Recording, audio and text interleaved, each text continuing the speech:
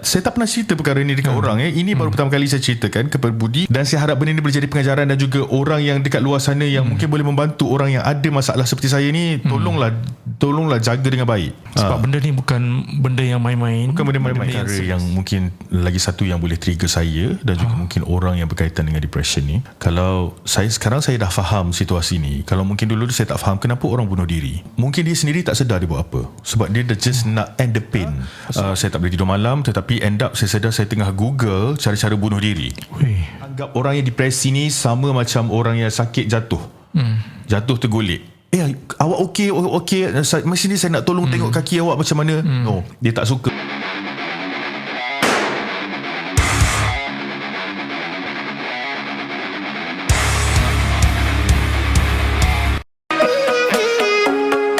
Hai, Assalamualaikum semua penonton-penonton di saluran YouTube Budi Channel dan juga pendengar-pendengar kita di Apple Podcast dan juga Spotify. Bertemu lagi dalam Borak Sini Habis Sini bersama dengan tetamu jemputan kita, seorang pengacara, seorang selebriti yang sekarang ini dia dah pandai untuk buat sambal. Dia juga sibuk dengan kempen promo untuk baju-baju raya. Kal Syafiq, terima kasih Kal sudi datang bertamu di studio Budi Channel. Sama-sama akhirnya Budi. Akhirnya Budi pernah jemput saya dulu, tapi saya tak boleh. Akhirnya kita nak sangat Kal berada dekat studio kita untuk borak-borak santai. Boleh. Sebab tu saya ada di sini hari ni. Selain kita mengeratkan silaturahim, sebab lama betul tak hang out dengan Kal. Maklumlah Kal pun antara selebriti yang sibuk. Beliau merupakan founder New Net Clothing. Right. So itu Kal, apa cerita sekarang ni? Boleh ceritakan sedikit perkembangan dah. Okey, pertama sekali saya nak terima kasih banyak-banyak kepada Budi lah sebab sudi jemput saya untuk sembang-sembang borak sini habis sini dengan Budi kan hari ni. Perkembangan terbaru macam biasalah PKP kita banyak benda yang tak boleh kita lakukan. Jadi saya fokus kepada bisnes saya, di mana yang kalau ikutkan sebenarnya saya dah plan sebelum kita dihantui dengan virus COVID lagi. Jadi bila saya dah bersedia untuk fokus kepada bisnes saya, tiba-tiba COVID melanda dan saya teruskan sajalah apa yang tu, dan saya consider berehat seketika daripada dunia seni. Bukan kerana saya tidak mahu meneruskan, tetapi mungkin faktor-faktornya ada banyaklah restriction untuk shooting dan kita faham dengan kekangan bajet yang ada, mungkin stesen TV lebih ambil talent-talent ataupun pengacara in-house kan. Jadi tak apa, kita bertahan dulu. Saya fokus, ini mungkin kata ada blessing ini disguise, kata ada hikmahnya. Jadi saya teruskan dengan perniagaan saya. Mungkin dah lama saya tak betul-betul fokus. Wujudnya juga orang kata kembalinya juga brand makanan saya yang mana saya dah asaskan pada tahun 2014 juga. Lama dah. Khalish tu tapi terhenti kerana saya sibuk dengan syuting dan sebagainya sebelum ni, dan PKP tahun lepas alhamdulillah tak disangka-sangka dengan hanya berkongsi resepi-resepi istimewa di IG story, jadikan orang kata orang yang view IG story saya meminta untuk saya jual makanan-makanan tu. Jadi saya hidupkan kembali Khalid. Kiranya atas permintaan peminat bertambah. PKP tahun lepas ada yang beranak 5 ekor, ada yang beranak 6 ekor, jadilah 14 ekor sekarang ni. 14 ekor saya menjaganya. Dan baru-baru ni beranak lagi. Saya tak jual kucing-kucing saya tu. Saya cuma bagi kepada kenalan-kenalan ataupun saudara mara saya yang mungkin ada orang kata berminat nak menjaga kucing lah. Tengok tadi video YouTube Kal Syafiq upload di mana Kal bagi makanan untuk kucing-kucing tu special ayam yang direbus. Okay, saya lebih prefer kucing saya makan benda yang natural lah. Sebab kadang-kadang ada wet food yang mungkin tak berapa bagus untuk kucing. Kita tak tahu jangka masa panjang. Jadi saya prefer untuk saya rebus ayam dan setiap hari saya bagi makan waktu malam lah kepada diorang, kerana saya kan jual makanan, jadi saya ada buat rendang ayam dan sebagainya. Jadi ada part-part ayam yang kita tak mau buang tu saya rebus lah bagi pada kucing. So jangan membazir. Apa yang kita dengar, apa yang kita baca di media-media, ramai sekali wartawan yang prihatin dan menemu bual Kal yang telah diserang satu penyakit yang kita namakan depression ataupun dalam bahasa Melayunya kemurungan, di mana penyakit ini benda yang senyap-senyap datang ke dalam diri kita tanpa kita sedari benda tu ada, dan benda tu wujud dan dialami oleh ramai, kebanyakan daripada kita yang sekarang ini struggle melawan penyakit itu. Dan Kak Syafiq antara selebriti yang terang-terangan kita tahu daripada IG story, daripada posting Instagram pun kita tahu apa yang Kak Syafiq alami. Mungkin kita imbas balik bagaimana kemurungan itu ataupun depression itu berlaku. Apa yang Budi cakap tadi itu semua betul. Kadang-kadang siapa yang dilanda kemurungan ataupun depression ni, dia tak sedar pun sebenarnya benda itu ada pada dia. Saya sendiri tak sedar. Berbulan-bulan lamanya saya tak boleh tidur malam. Saya selalu overthinking, yang mana benda tu membuatkan saya selalu diserang anxiety. Saya tak sedar pun itu adalah anxiety, dan saya tidak tahu itu adalah anxiety. Di mana kadang-kadang saya tak boleh bernafas, saya tak boleh tidur malam, saya berpeluh, menggigil tanpa sebab, yang mana benda tu mengganggu sebenarnya kualiti hidup saya waktu itu. Dan kadang-kadang tiba-tiba kita rasa susah hati, rasa berdebar, rasa macam apakah ini, tapi kita tak tahu nak explain kerana kita tidak pernah mengalaminya sebelum itu. Okey, walaupun saya seorang yang amat prihatin terhadap masalah depression, sebenarnya saya selalu nak ambil tahu tentang sesiapa yang ada masalah depression sebelum ini. Saya tak menyangka saya sendiri yang akan mengalaminya, sehingga kan ada satu masa tu mungkin emosi tu dia mengganggu diri kita sampai orang kata apa, kita nak luahkan kita tak pandai, kita tak reti. Saya menganggap ada keberuntungannya kita memiliki atau kita hidup dalam sosial media sekarang ni, kerana walaupun orang menganggap ataupun memandang saya sebagai seorang public figure, orang yang dikenali, dan tidak sepatutnya berkongsi tentang perasaan sedih ataupun sebagainya, tapi waktu itu saya tidak tahu macam mana nak meluahkan perasaan saya. Saya menggunakan sosial media untuk meluahkan, walaupun mungkin ada orang yang tidak menyedari, mungkin menganggap itu hanya sekadar fasa sedih dalam hidup seseorang dan tidak mengetahui itu adalah depression. Tetapi sebenarnya ada ramai yang ambil tahu dan juga yang mungkin sedar ini adalah tanda-tanda depression. One of the people yang sedar tentang kejadian itu adalah kawan saya, yang saya ada berkawan dengan doktor juga, doktor yang merupakan kawan saya, yang selalu bertanya, are you okay? Dan waktu itulah sebenarnya yang baru saya sedar saya ni ada masalah mungkin yang mengganggu saya punya jiwa dan fikiran. Saya sedar kejadian ni lebih kurang bulan Oktober, hujung September 2019. Maksudnya sebelum PKP lah. Sebelum kita COVID lah. So waktu tu sebenarnya saya sangat sibuk dengan persediaan Kuala Lumpur Fashion Week untuk 2019, dan juga ada beberapa projek yang saya tengah buat, dan benda tu sebenarnya mengganggu konsentrasi saya, tapi saya tidak menyedari yang saya dilanda tu. Sampai waktu malam saya tak boleh tidur.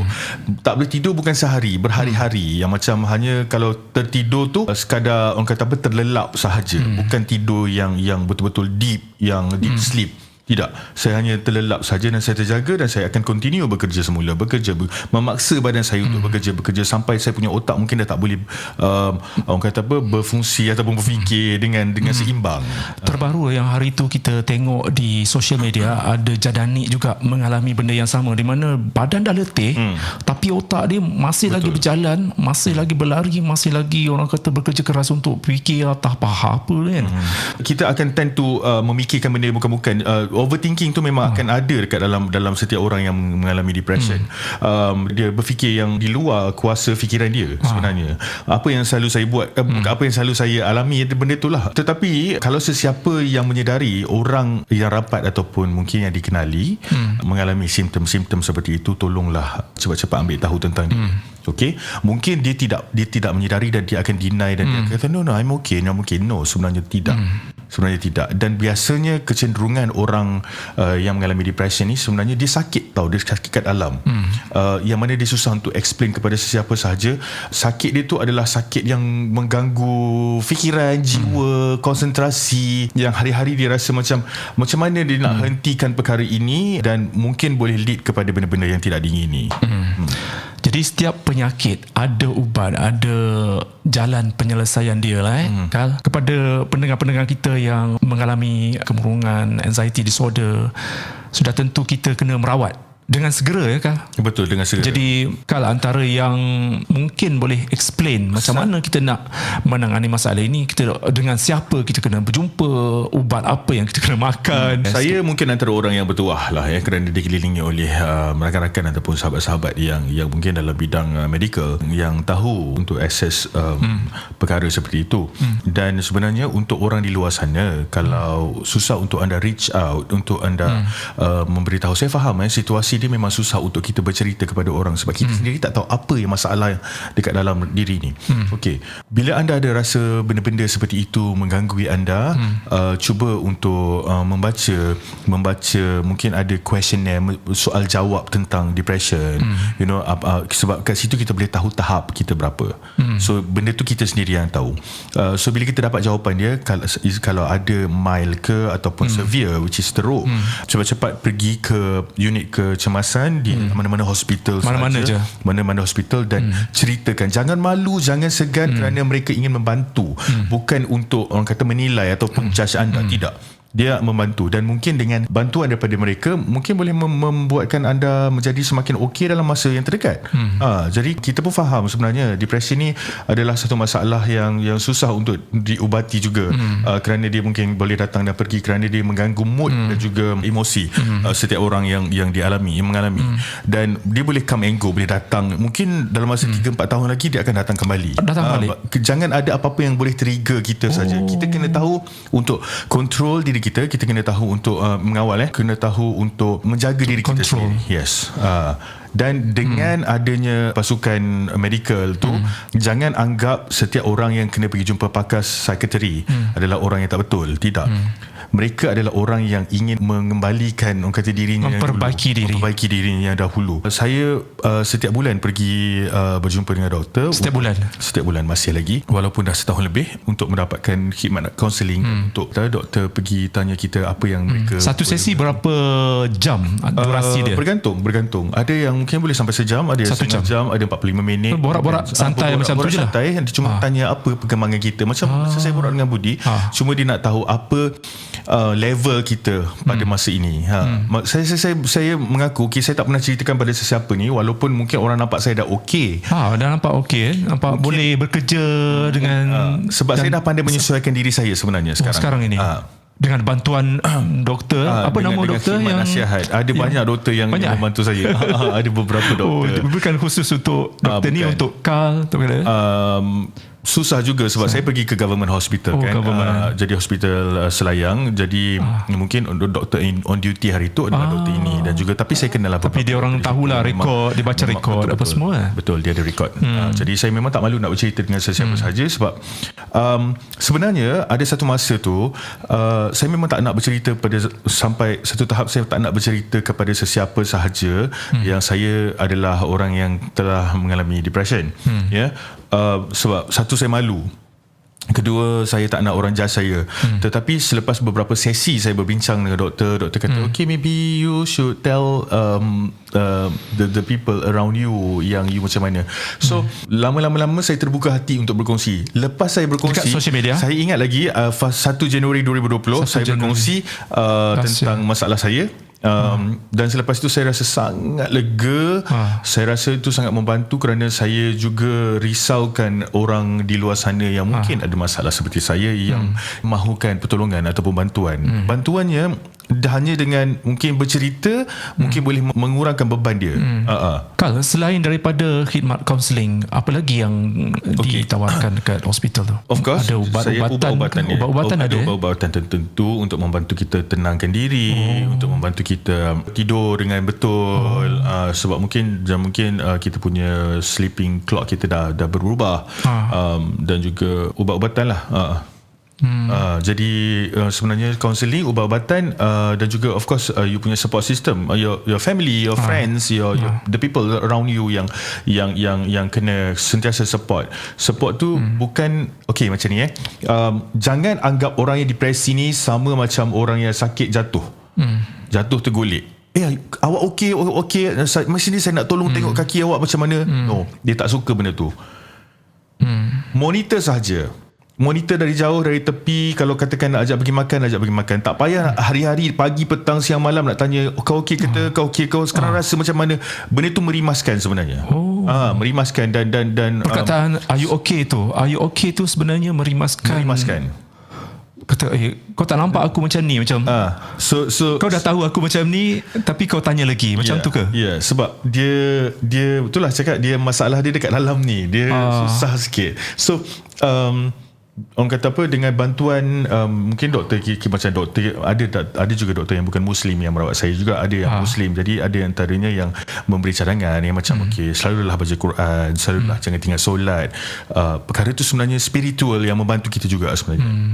Jadi alhamdulillah lah. Cuma memang dia akan datang dan pergi. Jangan ada benda yang trigger saya tu je. Benda yang trigger tu adalah perkara yang boleh membimbangkan saya, yang boleh mendatangkan susah hati, masalah orang lain yang datang ke kita. Contohlah, jika ada masalah-masalah di tempat kerja ataupun boleh jadi. So saya try untuk avoid kalau benda-benda yang berkaitan dengan permasalahan lah. Contohnya kalau macam benda yang boleh menimbulkan konflik antara orang ni dengan kita, pun kita akan cuba avoid. Sebab tu sekarang ni saya mengaku saya kecilkan circle saya. Saya kecilkan, bukan saya tak nak berkawan dengan semua orang, tapi saya kurangkan pergaulan circle tu kerana kita tahu siapa yang benar-benar support kita dengan tidak. Jadi kita kena ada batasannya tu lah. Macam sebelum ni saya memang orang yang outgoing. Saya berkawan dengan sesiapa saja. Saya nak keluar pun saya nak keluar dengan sesiapa saja, boleh. Nak borak dengan saya apa saja, saya tak kisah, boleh borak. Tapi sekarang ni sebab saya sayang diri saya, so saya nak jaga benda tu, saya nak control. Jadi benda ni datang sebab masalah yang bertimpa-timpa mungkin. Jadi kalau maaf bertanya lah, untuk Kal Shafiq ni, apa dia punya masalah yang mungkin spesifik lah sikit, masalah yang dihadapi oleh Kal ketika itu? Dia tak ada spesifik sebenarnya, sebab saya rasa saya overwork. Bekerja dengan push diri saya sampai terlebihan. Tiada rehat. Lepas tu saya bekerja dalam creative field. Jadi saya buat design untuk pakaian dan fashion. Jadi kadang-kadang orang kata apa, saya meletak expectation yang tinggi. Kadang-kadang mungkin kita tak sampai expectation tu, tapi benda small things akan mengecewakan saya. Sebenarnya saya pun pernah mengalami benda ni, di mana kalau kadang-kadang kan mungkin macam lebih kepada Instagram, YouTube, kita tengok YouTube kita down, tak ada viewers yang macam kita expect video tu banyak akan views, akan hit, akan trending, tapi tiba-tiba tak ada. Walaupun konten kita benda tu macam efek juga kita tau. Betul. Tapi yang penting kita kena ada macam positif. Tak apalah, next time mungkin YouTube ada algoritma dia sendiri. Mungkin walaupun benda tu isu yang kita tampilkan dalam video tu trend, isu yang viral, tapi tak dapat, kita tak apa, macam tak apa, next time kita buat lagi. Tapi lagi satu mungkin yang saya boleh kongsikan ialah business ada ups and down. Ada waktu yang mungkin kita boom, yang kita mendapat sambutan yang kita pun tak sangka-sangka, macam apa yang saya dan juga company saya lalui sejak 2014 tahun sampai 2018, di mana dia sangat memberangsangkan dan juga sangat menyeronokkan. Bila masuk 2019 dia agak down sedikit. Saya macam mencari punca. Apakah puncanya? Sambutan dia macam kurang. Saya cakap terus terang macam kurang sebab mungkin crowd yang bersama saya sejak 2014 dah semakin membesar. Usianya dah berubah. Jadi saya tidak mungkin waktu tu saya tidak fikirkan untuk tackle crowd baru. Untuk tarik crowd baru. Saya selesa dengan crowd apa yang ada. So bila usia dah berubah, of course orang akan berubah dari segi cita rasa dan juga apa, mungkin dia akan pergi ke arah lain. Dan juga kalau ikutkan kita buat local brand ataupun clothing brand ni, sebenarnya saingannya sangat sengit. Saingannya sangat sengit dari segi apa? Bukan dengan sesama local brand, tidak, kita support each other, tetapi dengan kemasukan banyak brand-brand luar. Contohnya kita ada H&M, kita ada Uniqlo, yang mana saya sendiri pakai, kan? Orang kata menawarkan dengan harga yang lebih murah kerana dia kuantiti productionnya lebih besar, dan juga dia cater untuk the whole world. Jadi mungkin dengan hanya RM29 orang boleh dapat t-shirt yang cantik, kan? Mungkin dengan RM59 orang boleh dapat bomber jacket. So macam mana kita nak lawan benda tu? Kita tak boleh lawan sebab kita adalah kalau ikutkan kita dalam Malaysia, mungkin orang nampak ini adalah satu brand yang besar kan, brand yang mungkin well known. Jenama saya itulah Neonate tu, mungkin ramai orang yang tahu. Tapi kalau kita nak compare, saya duduk sebelah H&M, saya besar kekuman je. So mungkin perkara tu mungkin adalah benda yang membuatkan saya selalu berfikir lebih dan macam mana cara untuk overcome. Apakah taktik yang saya perlu buat, apakah yang perlu buat lagi. So saya sedar ada banyak kebaikan sebenarnya, period yang mungkin Allah nak suruh saya berehat sekejap kan. Dan juga sentiasa istiqamah lah. Saya fikir rezeki tu dia ada di mana-mana kan. Mungkin Allah dah bagi saya 2014 sampai 2018 4 tahun. Dia dah bagi lah, ambil kau rezeki ni, ambil. So kau rehat sekejap, kau dah bekerja banyak. So inilah masa untuk kau rest dan kau duduk dan kau fikir Allah pula. Jadi 2019 tu masa saya down lah. Dan Kal berehat, ambil keputusan untuk berehat ataupun macam mana? Sebenarnya saya punya kisah depression ni dia ada benda yang mungkin agak pelik sikit lah. Kerana saya tahap depression saya severe, which is sangat teruk. So dia ada berapa tahap? Banyak tahap dia, macam mild ataupun biasa depression yang teruk dan juga sangat teruk lah. So bila doktor diagnose, memang saya punya depression sangat teruk kerana saya selalu mendengar benda bukan-bukan, nampak perkara yang penyakit misteri. Tapi penyakit misteri saya menganggap itu adalah depression saya. Saya menganggap kerana saya bukan penyakit misteri sebab kita orang yang melihat ini. Kejap lagi saya cerita tu. Dia akan sampai ke situ. Saya adalah orang manusia. Saya tak cakap saya bangga saya lahir pada zaman moden, tidak. Tapi saya tidak terlalu mempercayai perkara-perkara mistik sebenarnya. Saya mungkin kalau dengar cerita, saya dengar. Tapi nak mempercayainya mungkin 20%, 15% saja daripada 100. Saya memang tidak akan ambil pot sangat tentang perkara-perkara mistik. Dan saya adalah orang yang suka kan contoh Abang Budi nak ajak saya, jom kita pergi rumah kosong tu, nak tengok ada hantu apa kat dalam tu. Jom. Berani. Saya macam tu. Saya nak tengok betul ke hantu kan, betul ke ada setan kat sini kan. So perkara-perkara tu tak menakutkan saya. Yang menakutkan saya adalah hidup kita ni, hidup realiti kita. So bila saya diserang benda-benda macam tu, selalu saya tak percaya. Saya dengar bisikan-bisikan datang ke telinga saya, cakap kau ni tak berguna, kau patut mati, kau patut kau tak perlu hidup lagi lah, benda-benda macam tu lah. Kadang-kadang saya nak solat, saya ambil wuduk, saya dah berdiri atas sejadah, baru nak agak takbir, tiba-tiba dah dengar, bodoh, kau semayang buat apa? Kau ingat Allah nak tolong kau ke? So benda-benda bisikan yang macam tu. So other than that, saya selalu dengar benda-benda yang bukan-bukan kat dalam rumah, yang macam guli, bunyi perabot beralih, padahal saya seorang-seorang kat rumah. Saya masih lagi tak percaya. Saya masih lagi tak apa, benda tu adalah saya punya depression.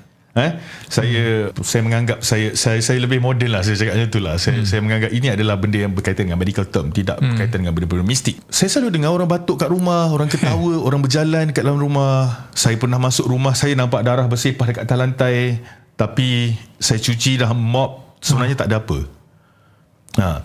Saya tak tahu itu adalah. Ini berlaku pada tahun 2019 lah. 2019. Yang maksudnya sebelum orang nampak, saya nampak dulu. Hari-hari macam beberapa bulan tu saya mengalaminya, saya nampak benda bukan-bukan lah. Benda pelik-pelik. Satu ada sikit yang kita dengar masa hujan, Kal keluar daripada rumah. Itu peak dia bulan hujung bulan 9. Dia punya kemuncak, yang mana sampailah saya terus malam tu juga dibawa ke hospital untuk didiagnose. Saya baru nak solat, saya angkat takbir, saya dengar orang bercakap bukan-bukan. Itu the last thing yang I remember. Waktu tu asar, baru je azan. So saya cuba untuk waktu saya tu, memang saya kalau boleh mak pesan cakap solat ikut waktu, masuk je waktu terus, jangan tunggu-tunggu, jangan delay. Saya buat. Tapi perkara yang terakhir saya sedar itu bila saya dengar yang benda cakap bodoh, benda-benda yang macam tu, yang hari-hari saya duduk dengar benda yang sama. Bisikan syaitan ke?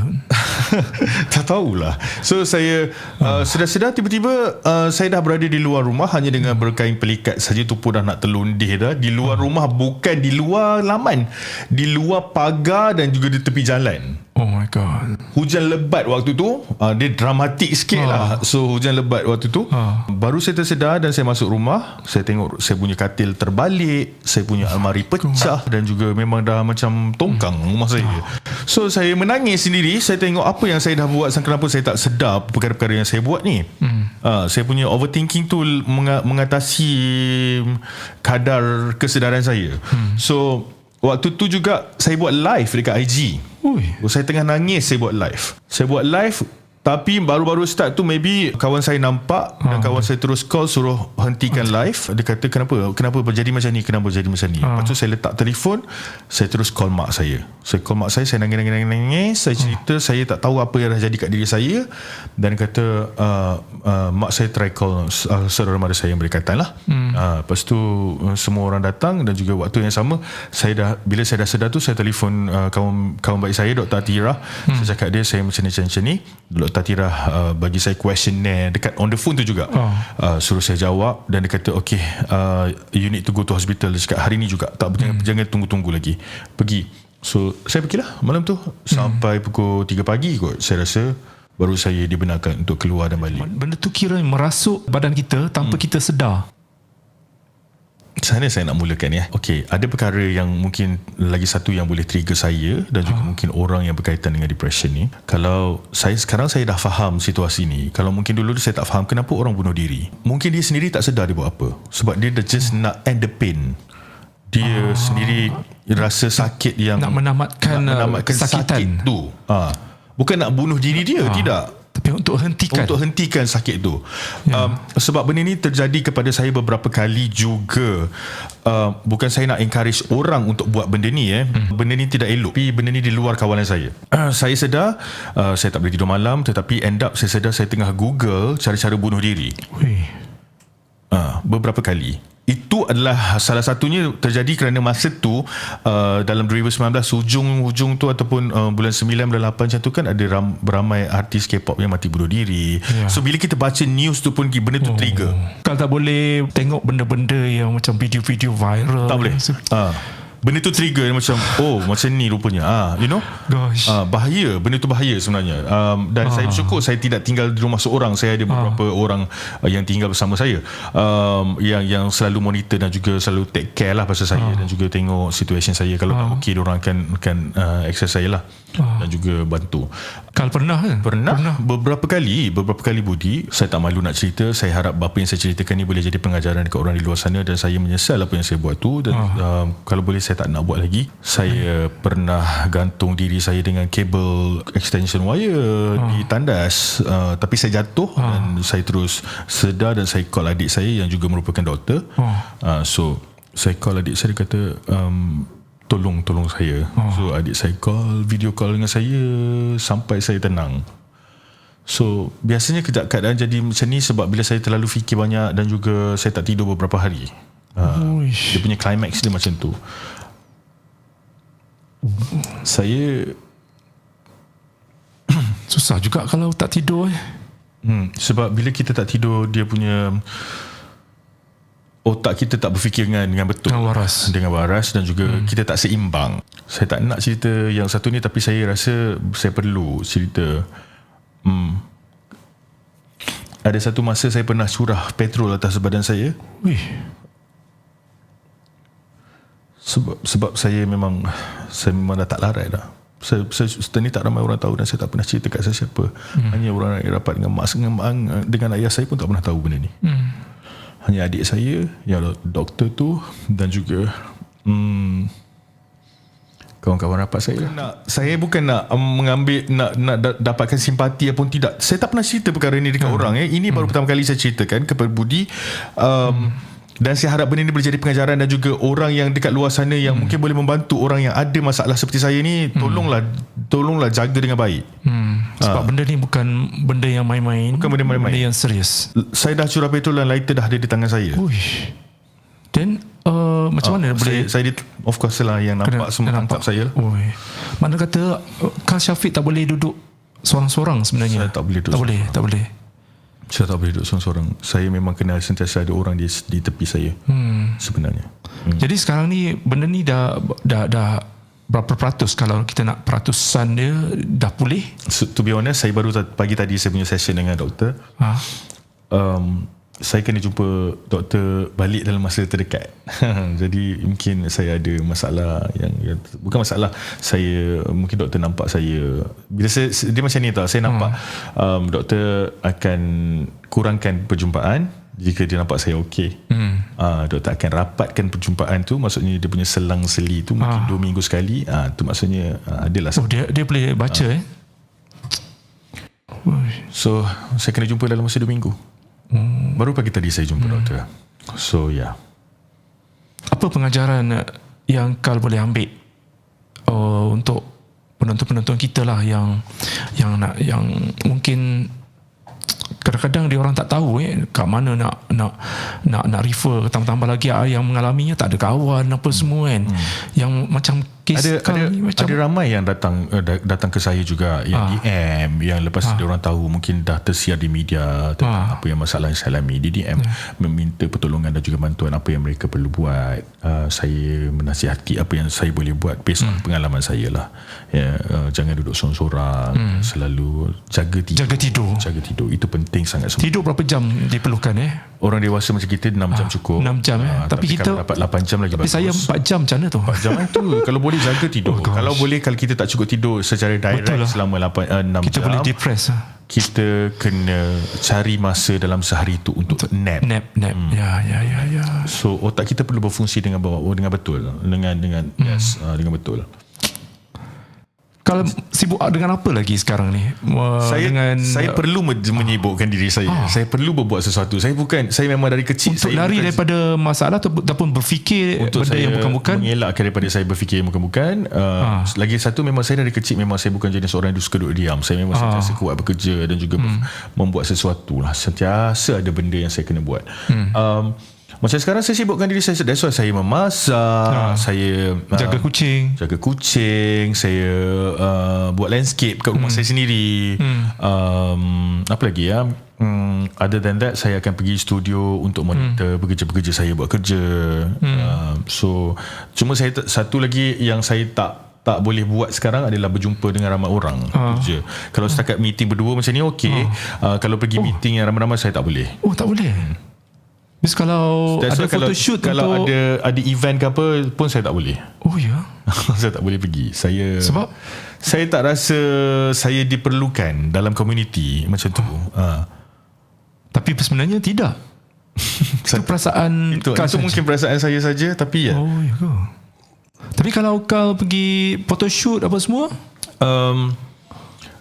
kita tahu, macam saya punya pengalaman photoshoot dia tak ramai orang. Mungkin orang yang saya dah kenal tu kalau macam shooting yang saya tak kenal, contoh macam hari tu saya ada shoot dengan Zarul Umbrella, saya kenal dia dan saya tahu dia punya production macam ni jugalah, maksudnya dia hanya berdua dengan dia saja. Okey.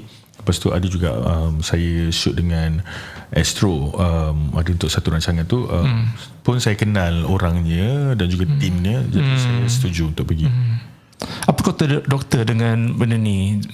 Untuk dia akan ambil masa sebab saya punya tahap dah teruk serius sebenarnya. So dia akan ambil masa mungkin bertahun untuk saya recover balik, dan saya sentiasa berdoa dan saya harapkan sesiapa saja yang tahu tentang saya sentiasa teruskan doa anda untuk supaya saya kembali semula ke, tak kisahlah ambil 2 tahun ke 3 tahun ke setahun ke, supaya saya kembali dulu ke macam mana yang saya yang dulu.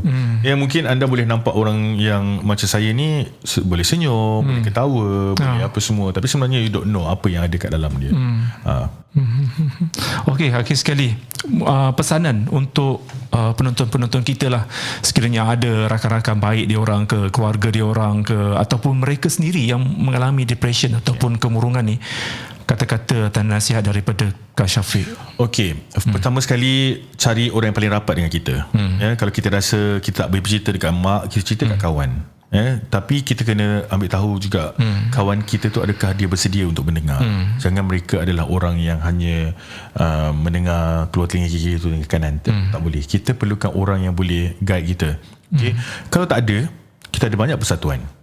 Okay, kita ada banyak care line ataupun hotline untuk kita call, mengadu. Banyak. Lepas tu paling kalau tak ada juga, kalau kita tak mampu juga nak buat perkara itu, bagi tahu kepada orang kita tak kenali. Yang penting benda tu kena keluar dari diri kita. Jangan simpan. Kita luahkan. Luahkan, jangan simpan. Belajar untuk bercerita. Semalu-malu mana pun anda belajar untuk bercerita. Nak tutup muka ke, nak apa ke, whatever. Jangan pendam lah. Sekarang ada Clubhouse ke apa, Clubhouse. gunakan social media seperti itu untuk cerita, mengurangkan beban yang ada di dalam. Paling teruk sekali kalau dah tak boleh nak buat apa-apa tu, hospital. Pergi sahaja unit kecemasan, doktor akan bantu. Jangan risau, jangan malu, mereka tak akan judge. Ada ramai orang dekat luar sana yang mengalami benda ni sebenarnya. Mungkin orang tu mengalami depression kerana kadar kesihatan dia. Ada orang sakit kencing manis, kaki kena kepotong, Depression juga. Ada orang yang tak ada duit, yang tak ada kerja, depression. Macam-macam, bukan kita sahaja. Jangan ingat masalah ni kita dan tak ada orang boleh bantu kita. Tak, ramai orang boleh bantu kita. Support system tu perlu. Kalau kita dah tahu, mungkin kawan kita ni tak membantu, kita dah tahu dah siapa orang yang sebenarnya support kita. Dari situ dan pergi ke hala-hala tu. Jangan biarkan diri kita hanyut dengan benda tu. Jangan. Tolong jangan biarkan lama-lama.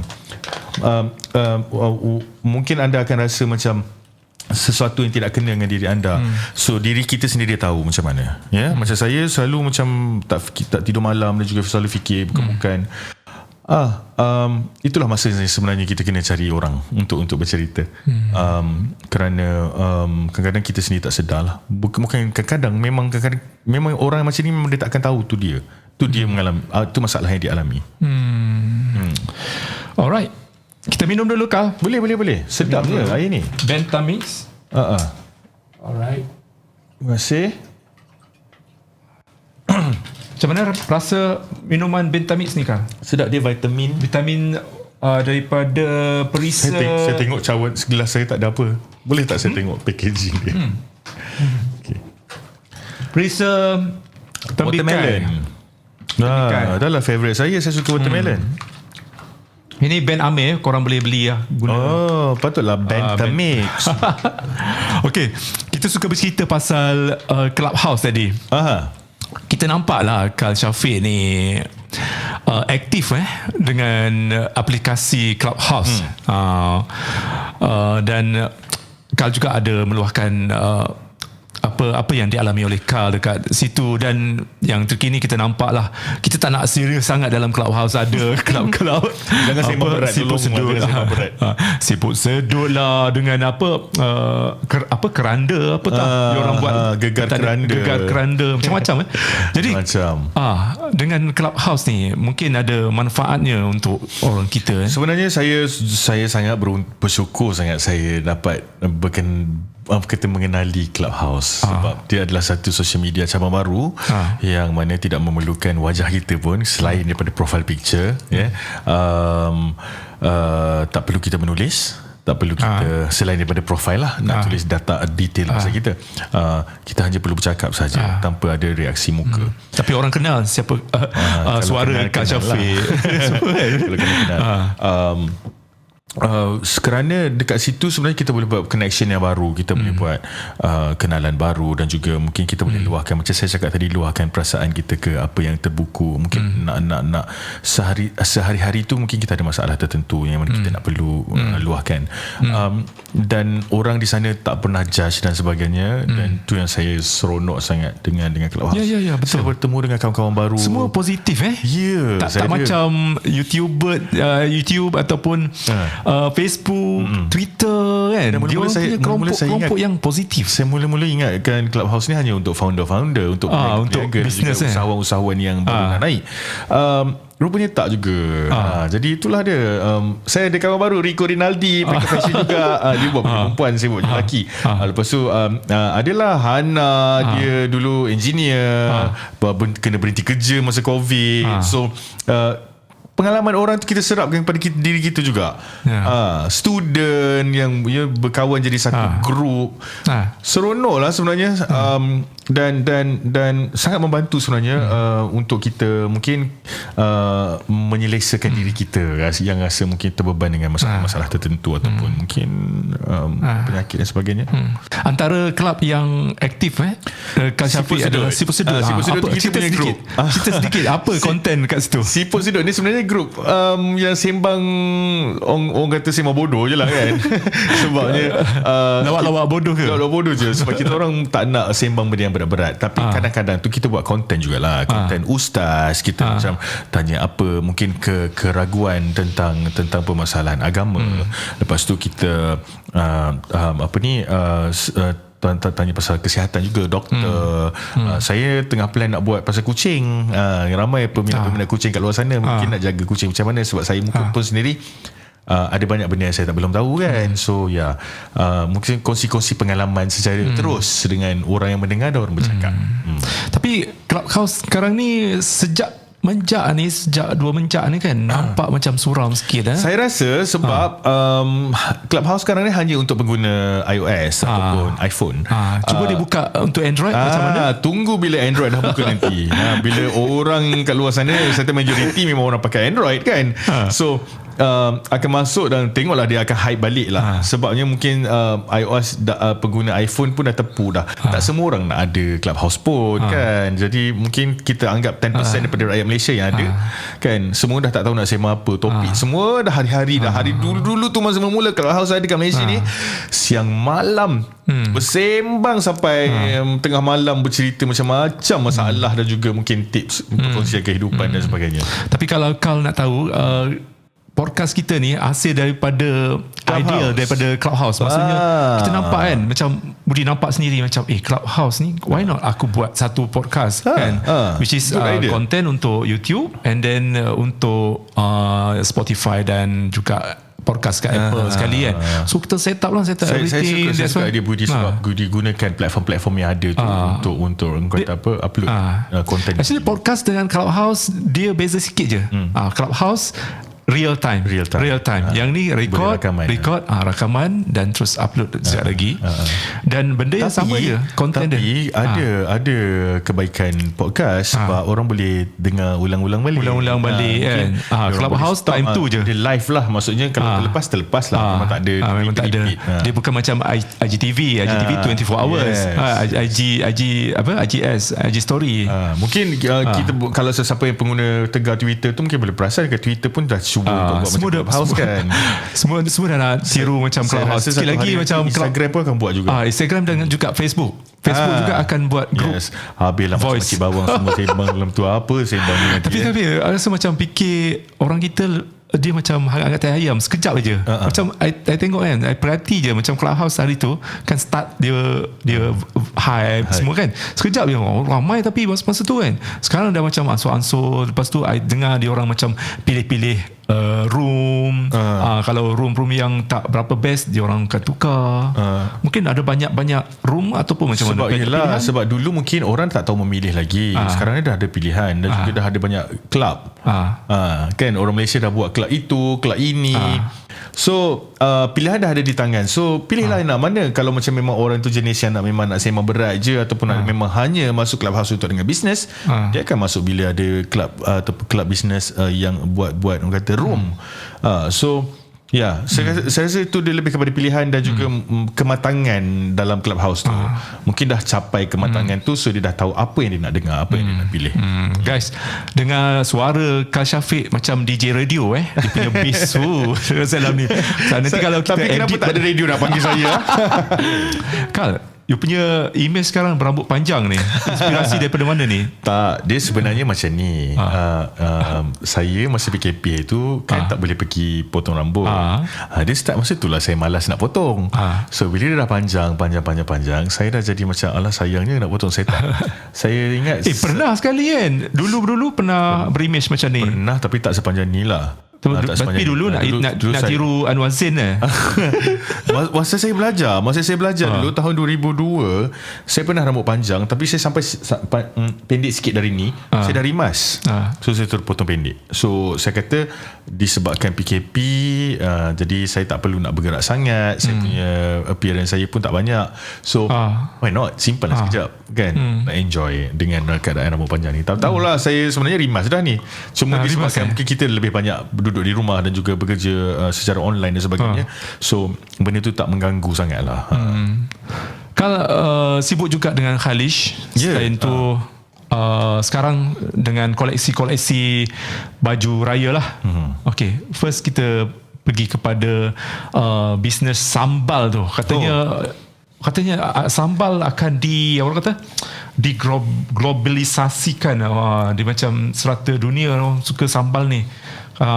Dan juga Kal banyak eksperimen kita tak pernah fikir. Saya memang banyak eksperimen. Okay. Yelah, kalau kita cerita pasal sambal, sebenarnya bukan setakat di Asia Tenggara saja kita makan sambal. Kalau sebelah-sebelah mungkin Mexico sana pun diorang pun ada salsa, diorang ada diorang punya dia punya sos kasar diorang ada. So setiap tempat ada diorang punya sambal sendiri. Kita panggil sambal lah, tapi diorang panggil benda lain lah. Chili bo.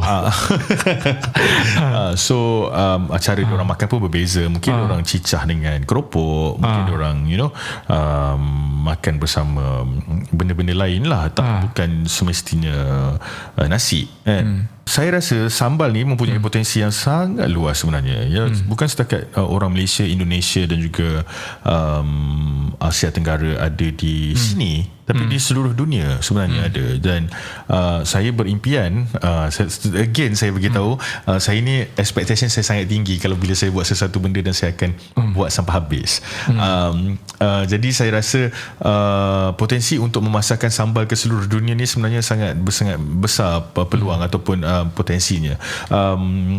Kita boleh kalau kita tak boleh kata kepada orang yang mungkin baru mengenali sambal, kita ada rakyat Malaysia di seluruh dunia. Tak ada masalah. Orang Indonesia pun makan sambal. Indonesia kan.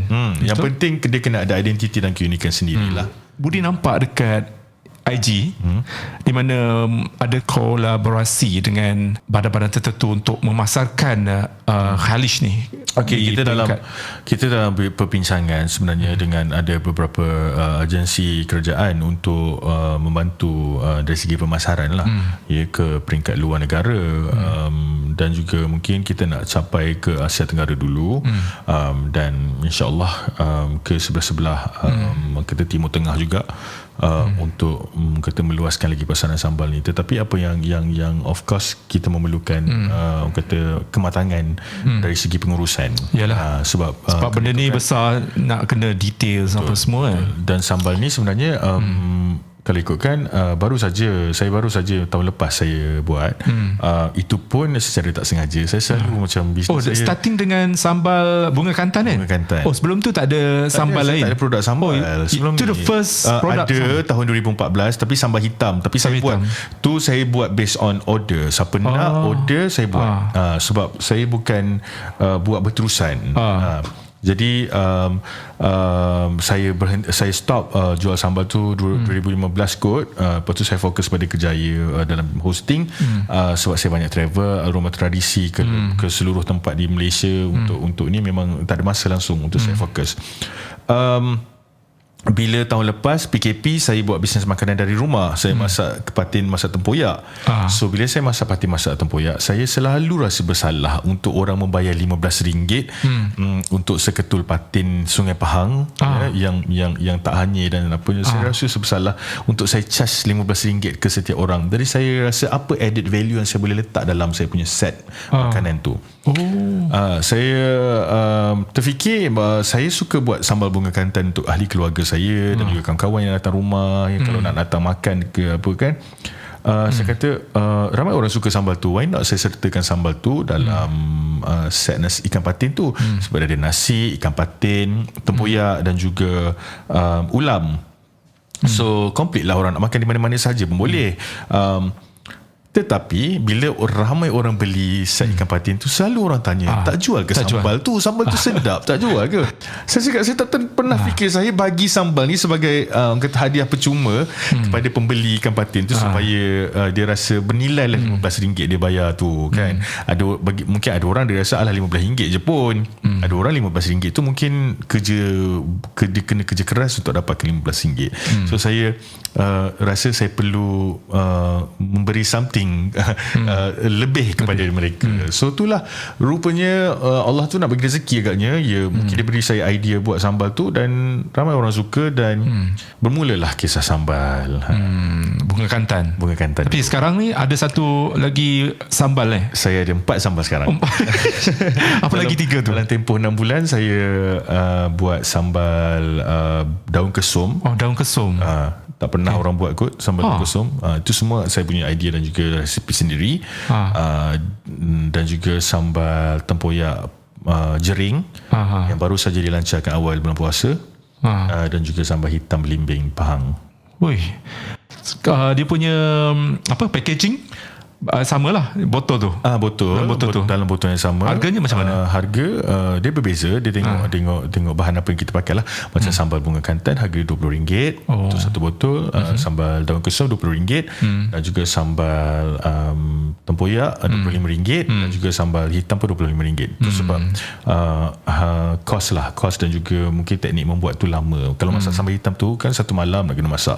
Nak bagi belimbing tu jadi hitam, so prosesnya lama. So kalau tak ada big production ataupun kalau masak sendiri seorang-seorang. Sekarang ni saya masak, saya ada tim saya yang membantu saya, tetapi saya masak. Maksudnya siang tadi saya masak sebenarnya. Saya balik dari hospital saya masak tadi. Saya ada tim saya membantu. Memang suka masak banyak kat rumah. So saya memang tak tahulah kenapa saya enjoy duduk kat dapur. Kadang-kadang kan bila kita enjoy buat tu kita tak rasa. Kadang kita tak rasa bosan dan juga kita tak rasa enjoy lepas macam dia macam masa tu berlalu tanpa kita fikir banyak. So lebih baik saya buat benda yang mengenjoykan saya selain daripada fashion lah kan. So saya enjoy masak, saya masak lah. Hari-hari saya akan, adalah hari yang tentu kita tak bekerja, tapi kita akan buat lah. Alhamdulillah sambutan pun memperasangkan. Saya pun dah buat sistem agent dan juga stokis di seluruh Malaysia. Dan bulan puasa ni kita ada event yang kita sertai, satu di Shah Alam, satu di Shopfest di Bukit Jalil.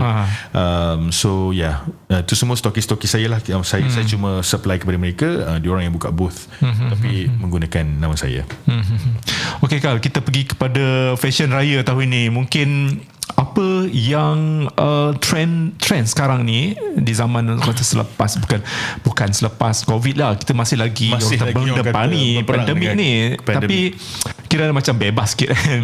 So dengan keadaan yang kita begini, mungkin ada yang berkira-kira jugalah untuk membeli baju raya di saat ini kan. So apa yang Kal rancang untuk fashion raya tahun ini? Sebenarnya benda ni kita dah rancang lama. Masa tahun lepas lagi lah, masa COVID. Apa kita nak buat untuk tahun ni? Sebab kita tak boleh bagi benda yang mungkin pricey kepada orang. Mungkin orang masih lagi berjimat-cemat kan, walaupun nak bersambut raya dan sebagainya. Dan kita aware dengan keadaan semasa sekarang ni, ada kemungkinan kita tak boleh balik kampung beraya juga kan?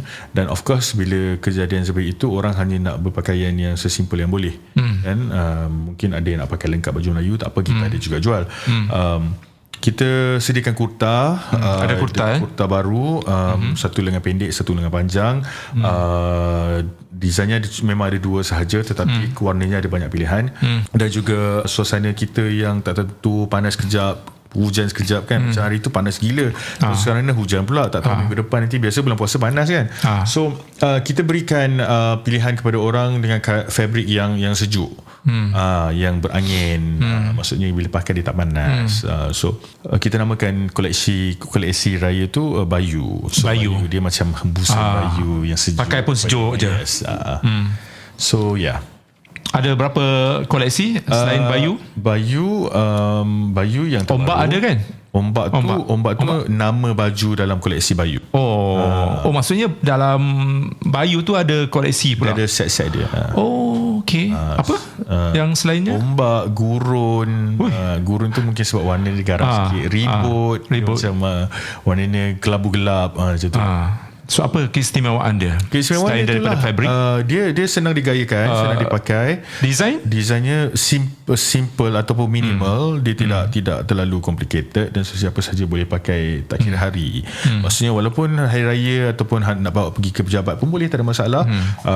Kerana ada yang ada collar dan juga orang kata masih ada tangan panjang tu masih ada butang di sini macam kemeja, so sangat appropriate untuk pakai di mana-mana sahaja sebenarnya. Okey, kepada penonton-penonton yang nak beli, yang nak dapatkan, boleh pergi ke Instagram lah, di neonate.company. Dekat atas tu ada bio, dekat bio tu ada link tree, so dekat situ ada cara-cara nak belilah kat situ. dari segi harga dia, okey, Budi cakap tadi tu, dengan keadaan pandemik sekarang mungkin orang nak berjimat cermat, jadi kita aware pasal benda tu, so kita tawarkan dengan harga yang berpatutan lah, ya, tidak mencapai pun 150 untuk sepasang. Ada yang bawah 100, ada yang 130 saja. So, kita pun tengah buat sale clearance untuk collection lama. Collection lama yang Budi pakai sekarang ini ini, salah satu Budi pakai lepas, yang ni RM79 sekarang. RM79. Cantik, selesa. Memang kain dia lembut dan kita pakai pun itulah, rasa sejuk. saya memang mementingkan kain sebenarnya, sebab apa yang membuatkan saya selesa, sebab saya sangat fussy pasal kain. Sebab saya selalu pakai benda yang selesa. Saya tak suka berpeluh yang macam itulah, yang kalau boleh kita selesa pakai di mana-mana saja. So saya nak saya punya customer ataupun peminat Neonate pun dapat experience yang sama. Alright. Mesej Kak tadi mungkin ada cerita hantu. Sebab kalau sebab dia cakap tadi, dia berani sebenarnya, dia berani nak pergi mana-mana. So kita mungkin ada satu slot untuk cerita yang mungkin belum lagi. Kalau cerita lah, kalau sudi kan, sudi tak? Okay. Sudi. Okay, kita kongsi satu cerita macam seram. tadi tu saya cakap kan, ada satu pasal depression tu, saya nak kaitkan dengan okay, tak apa. ada satu kejadian kan, saya dengar benda bukan-bukan. Saya selalu dengar suara orang berjalan dalam rumah sendiri waktu saya berseorangan. Satu lagi, saya juga didiagnose dengan penyakit ankylosing spondylitis, which is berkaitan dengan autoimmune disease. So ni adalah salah satu fungsi juga, salah satu juga reason kenapa saya depression lah. Waktu tu saya sangat apa gejala dia yang autoimmune ni ada banyak. So dia ada banyak jenis, ada SLE, ada macam saya ankylosing spondylitis, dia more attack kepada tulang belakang. So tulang belakang, daripada saraf tulang belakang, dia akan pergi ke mata, dia akan pergi ke apa-apa sel body kita, dia akan attack, dan dia menganggap dia tengah protect, tapi sebenarnya dia tengah attack. Itu autoimmune. So waktu tu quality of life saya memang teruk lah. Siapa yang mungkin menganggap saya hilang seketika, sebenarnya saya tengah berubat. Dan juga itu apa yang saya didiagnose dari segi medical. Tapi ada banyak kaitan lain juga. Macam saya cakap tadi, saya seorang yang tak percaya sangat kepada benda-benda ni. Tapi of course saya duduk di Malaysia, dan saya ada ibu bapa, saya ada ahli keluarga yang mana sering memberikan pendapat dan juga kata cadangan untuk pergi mendapatkan second opinion, selain daripada orang kata apa, medical lah, rawatan alternatif. So beberapa tempat yang saya pergi, semua mengatakan benda yang sama. Di mana ada macamnya dihantar, macam ada orang menghantar sesuatu kepada saya yang mana di luar kawalan dan juga di luar pengetahuan saya. So mungkin dengan sikap saya yang ignorance pasal benda-benda kepercayaan, bagi saya bukan karut lah, maksud kepercayaan yang mungkin ke arah mistik-mistik ni, saya selalu ignore je. Walaupun saya dengar benda bukan-bukan, selalu saya nampak benda bukan-bukan, sampai mengatakan bahawa benda tu dah sebenarnya dah bersarang dekat badan saya. Dan juga ada macam ditanam dekat rumah, dan dia jumpa benda-benda. Tak jumpa, tapi macam adalah sign-sign dia.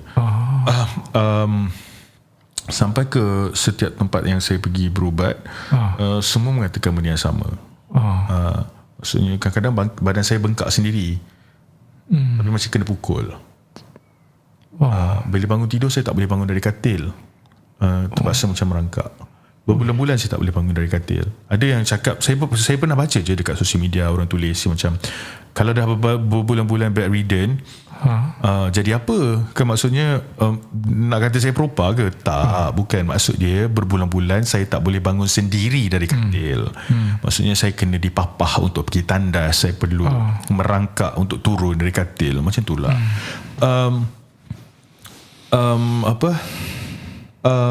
Saya sampailah satu tempat yang saya berubat di kampung saya sendiri dekat Kuantan. Sampai mengeluarkan benda-benda yang saya sendiri tak sangka. Saya menangis budi lepas tu, sebab saya tak pernah sangka benda tu ada dalam badan saya. Keluar mata kail, keluar paku, karat, rambut, dari tulang belakang saya. Dia keluar ke mana? Dimuntahkan. So saya rasa itu adalah satu kejutan dan membuka mata saya untuk percaya dan untuk always rasa ini adalah benda yang ada dalam masyarakat kita. Bukan setakat masyarakat, maksudnya dalam dunia ini memang ada benda tu. Benda tu. Terpulang pada individu nak percaya ke tidak, tapi bila dah kena kat batang hidung saya sendiri, saya terbuka hati untuk orang kata apa, ikut apa nasihat orang, ialah untuk menjaga diri kita lah. Saya tak sangka kita hidup dalam zaman yang serba moden macam sekarang pun masih ada lagi benda-benda yang mana khurafat ataupun kata percaya masih benda percaya kepada kuasa ketiga yang mungkin tidak diperlukan kan, untuk menyusahkan hidup orang lain dan juga untuk mengurangkan kualiti hidup orang lain. Mesti ramai yang tertanya-tanya benda ni macam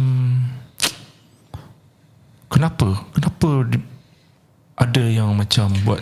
Saya macam sendiri ni. tertanya-tanya, tapi kebanyakan tempat yang saya pergi mengatakan ini adalah business related.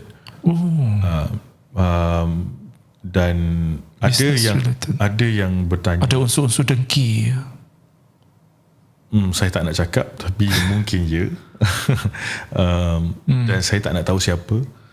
Saya tak nak tahu siapa pun. Actually kan, Akal adalah orang yang kedua bercerita benda ni dekat sini. Sebelum ni DJ Lin. Dia hari tu dia kena teruk dekat hospital. Baru dia masuk hospital tu. Tapi baguslah, dia jawapan sama. Dia tak nak bercerita siapa, tapi dia tahu sebab dia mimpi 2 kali wajah orang. Saya mimpi macam orang tu, orang yang buat.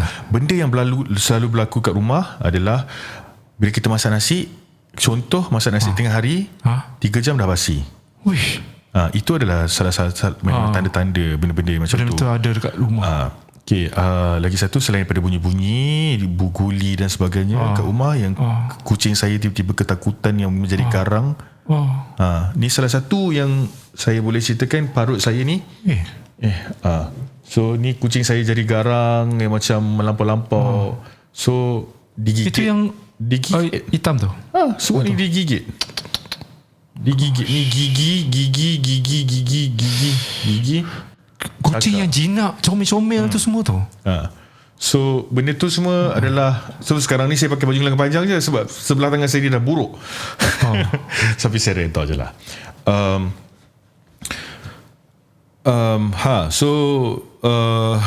Ada bayangan lah, ada mimpi. Mimpi jatuh dari tempat yang tinggi. Macam berkali-kali. Hari ni mimpi jatuh bangunan, esok mimpi jatuh tebing, esok lusa mimpi jatuh gaung. Faham tak? So dia berulang-ulang benda tu. So mimpi pernah dapat hadiah, buka-buka kotak hadiah tu ada tangan, ada kaki. Lepas tu dikacau dari segi macam ada jarum cucuk-cucuk kat kaki. So ini benda yang saya tak pernah cerita secara public. Saya cerita hanya kepada kawan-kawan rapat saya dan ahli keluarga saja.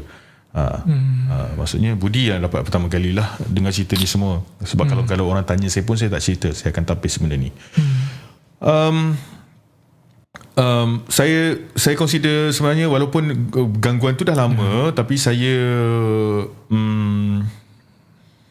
saya ignore lah. So, again saya cakap saya tak percaya benda-benda macam tu. So saya anggap ini adalah sengal kaki kalau saya kena rasa macam kena cucuk dengan jarum. Tengah driving, bayangkan tengah driving tiba-tiba rasa ada jarum masuk. Dia punya sakit macam mana? Dia sakit kan kena sikit pun dah tekan brake apa semua.